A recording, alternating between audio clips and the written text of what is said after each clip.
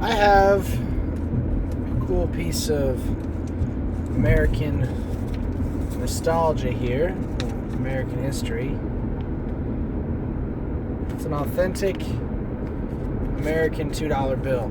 It's nice and crisp too. It's almost brand new.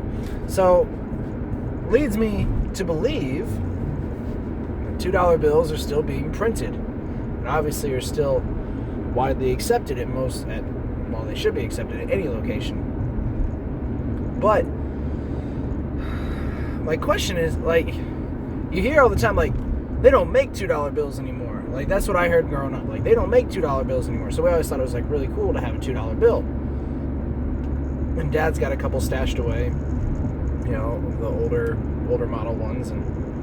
But I got it at the drive-in when Mary Jane and I went, and they use those. I mean, I think it's kind of like their little niche thing that they do. Like, when you get change at the drive-in, you get a $2 bill.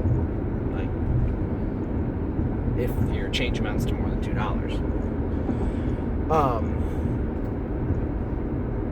But I think it's a cool thing, and so actually I got a few of them. But it led me to think, like, okay, one, why was it ever necessary to make a $2 bill?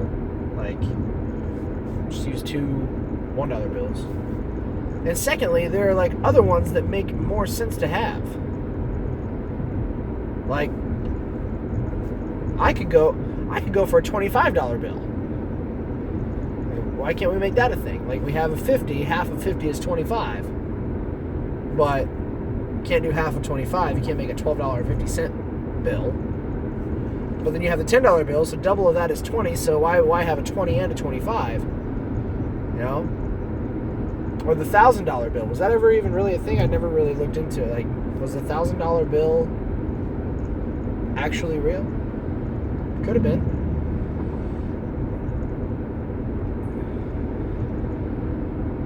And then, I mean, American currency is kind of just strange to begin with.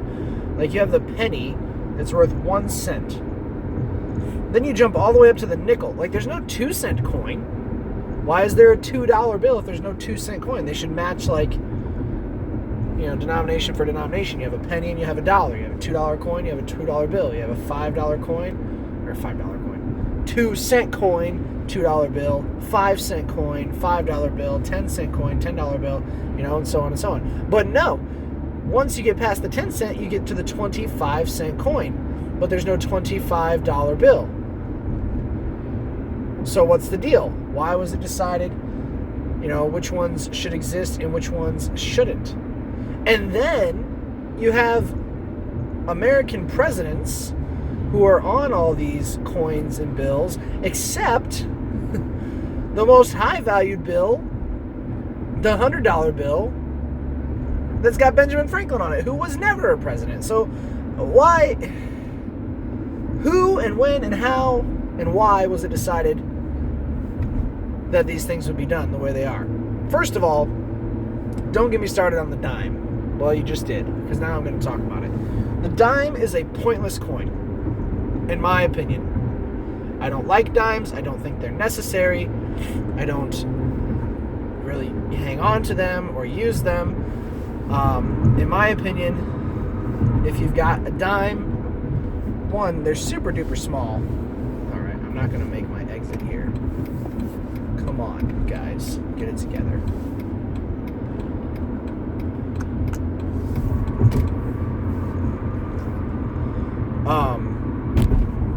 They're extremely small and hard to keep track of. They're the easiest to lose coin of all, but they're the second highest value in regular circulation. I realize there's the 50-cent piece, there's the dollar coin. Fine. But in regular circulation, I'm going to refer to the penny, the nickel, the dime, and the quarter. Those are the 4 most commonly used coins. So the dime is the second highest value, but it's the smallest in size. The bills, on the other hand, are all the same size, but just based on what's printed on them, it changes their value. So how does that work? Why does that work? I don't have the answer. These are actual questions that I would like to figure out that I just haven't had the time to look up and dive into. don't even have a theory. The only thing I know is that the dime should not be used. You don't need it, because you can use 2 nickels, which are much larger, easier to keep track of, and it's just 2 of them. It's not like you're handing a person 10 pennies. No, you're handing them 2 nickels and equaling a dime. Equally, if you're trying to make change, like, the dime doesn't make sense as making change either. Because let's say I give you, $1 and I need 60 cents back. You can hand me 2 nickels and 2 quarters. 4 coins. Or you can hand me 2 quarters and 1 dime. But that 1 dime is so small that it gets lost among the quarters and yada yada yada. The size is really the biggest inconvenience for the dime. Okay? Additionally, it doesn't go evenly into the quarter. You need 2 dimes and 1 nickel to equal a quarter. Why not just use 5 nickels? Yeah, they're big, but they're not that big. It's a lot easier to go 1, 2, 3, 4, 5 nickels. Boom. Easy to handle, easy to manipulate. The dime. It's my least favorite of all American currency, the dime. The penny is small, but one, it's the smallest value, so it should be the smallest coin. Secondly, it's a cool color. Okay? The dime is the same color as the nickel and the quarter, but it's super small and super thin and super annoying. It's just how I feel. So, and I've let my students know this, and it was actually a question at Mary Jane's baby shower before Ellie was born.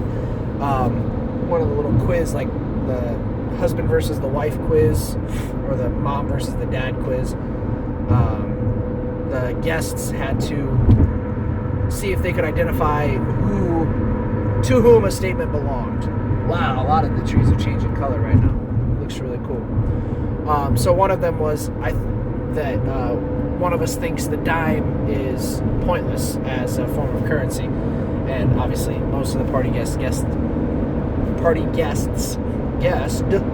that it was my statement, because Mary Jane's not as weird as I am. She's weird, but she's not as weird as I am. So that was a fun little game.